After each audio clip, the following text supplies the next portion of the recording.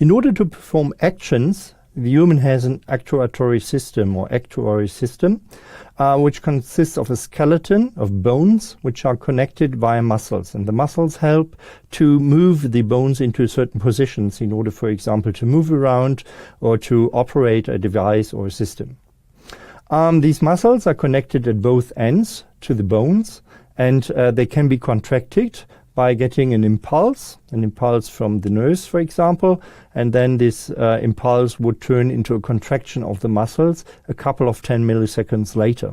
And this contraction would then lead to the bones being moved into a certain position.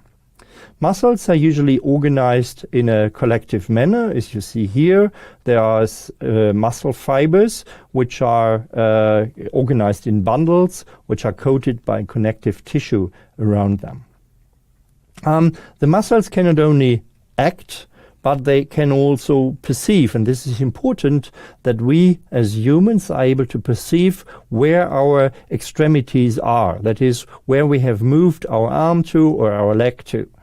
In order to do so, there are three types of sensors. There are so-called muscle spindles, there are the Golgi cord organs, and the joint sensors, which help to provide information about the muscle movement and the corresponding or resulting bone positions to the human brain.